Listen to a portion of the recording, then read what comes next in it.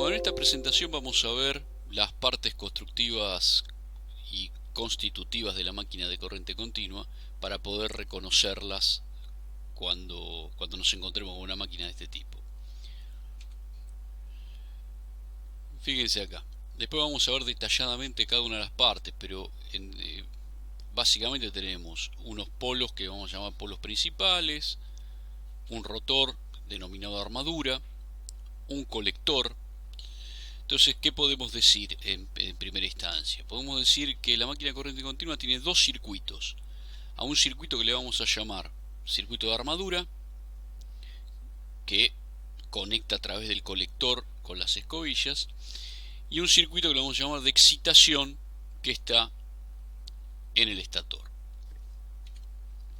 Las formas de conexiones más simples de la máquina de corriente continua son, bueno, acá tenemos la armadura. La armadura está representada de esta manera. Se la representa con las letras A y B. Cuando lleva polos de conmutación, se podrían dibujar acá. Cuando lleva polos de conmutación, se agrega la letra H. Entonces, si la máquina tiene polos, que en general todas tienen polos de conmutación, la denominación sería AH. Si no lleva polos, la denominación sería A y B. Toda armadura tiene su resistencia de armadura, que se la suele representar fuera del círculo este que representa la armadura. Estos puntos, estos cuadraditos negros que se ven acá, estarían representando las escobillas. La excitación independiente significa que vamos a tener un bobinado que puede ser alimentado independientemente. Entonces fíjense cómo acá nos quedan los dos bobinados. Nos queda el bobinado de armadura, representado por los bornes AH, y el bobinado de excitación. Bueno, esto quiere decir que en el caso de un motor tendremos una fuente que alimenta los terminales CD y otra fuente que alimenta los terminales AH. Bien, excitación-derivación. La excitación-derivación es cuando el campo se excita en paralelo con la armadura. ¿Está bien? A esto se le llama conexión en derivación. Y en general lleva una resistencia de excitación. En este caso, fíjense que los nombres se repiten. En este caso, en la excitación independiente, lleva los nombres CD cuando la tensión es la misma. En general, en las máquinas que encontramos hoy por hoy, se da que las tensiones aplicadas son las mismas, pero puede ser que no. Otro tipo de conexión muy frecuente es la conexión serie, ¿sí? Donde el bobinado de excitación va en serie con el bobinado de armadura. El bobinado de excitación lleva los nombres, las letras E, F, y tiene una propia resistencia que será RF o R del bobinado de excitación. Bien, por ejemplo, motor serie, el motor serie típico que pueden reconocer es el burro de arranque de un auto. En general los motores de tracción, por ejemplo los motores de las locomotoras, son motores serie de corriente continua. Se caracterizan por tener una alta cupla a bajas velocidades. Después cuando estudiemos la conexión, cuando estudiemos las características externas del motor y su funcionamiento, vamos a volver sobre estos puntos.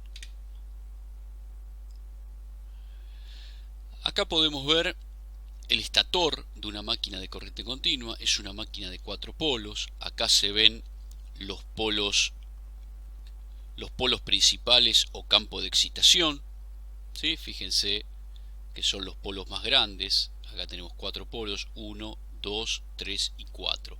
Se ven también los polos de conmutación.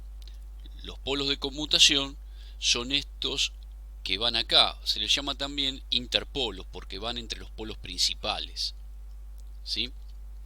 Estos polos de conmutación, fíjense que son polos muy delgados. Son polos muy delgados y de alambre grueso. ¿Por qué alambre grueso? Porque van en serie con la armadura. estos polos son los encargados de corregir la distorsión de campo debido a la reacción de armadura.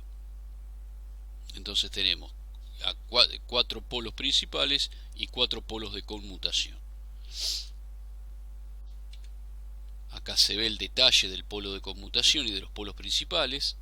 ¿Sí? Acá se ve el bobinado en forma concentrada, el polo, o sea, la masa polar con el polo, con la cara polar, perdón, y acá se ve el campo, el polo de conmutación. Fíjense que es mucho más angosto que un polo principal. Acá se ve típico el bobinado concentrado. Este es un bobinado concentrado. Acá se ve la masa polar, la cara polar. Esta masa se introduce en este orificio que tiene el bobinado y eso se abulona directamente a la carcasa. Pero fíjense qué diferencia con un bobinado de corriente alterna. Este es un bobinado concentrado. Este es un polo principal. Acá estamos viendo una máquina desarmada. Acá, bueno, obviamente estaría faltando un polo, sería una máquina de 4 polos. Fíjense que el bobinado, el polo principal, va en el estator, o sea, el bobinado de excitación. Este es el bobinado de excitación. Fíjense que los polos van abulonados, o sea, una máquina de corriente continua. Puedo reconocerla porque en algún lado voy a encontrar bulones o tornillos que son los que sostienen los polos principales. Acá podemos ver el rotor con sus partes, que después las vamos a ver, y este es el portaescobilla. ¿Sí? Las escobillas tocan sobre el rotor, sobre esta parte del rotor que se denomina colector, y ahí se produce el intercambio de corriente con el bobinado rotórico o armadura. Distintos tipos, distintos tamaños de rotor, mejor dicho.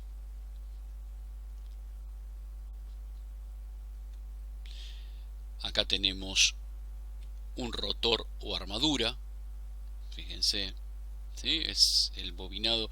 Armadura se le llama al inducido. En este caso, como el campo de excitación está en el estator, la armadura o inducido pasa a ser el rotor. ¿Está bien? Entonces, este es el bobinado de rotor o armadura. Vemos también el colector. Este es el colector. El bobinado va conectado a cada uno de estos elementos del colector que se denominan delgas. ¿Sí? Acá se ve un detalle del colector y cada uno de estos elementos se denomina delga. Estas delgas tienen un encastre tipo cola de Milano y van agarradas con anillos. ¿Sí? Se van armando y después se le pone un anillo de sujeción para que no se aflojen con la fuerza centrífuga, ¿no?, de la máquina rotando. Bueno, eso es un poco la descripción y las partes de la máquina de corriente continua para que sepamos de qué estamos hablando.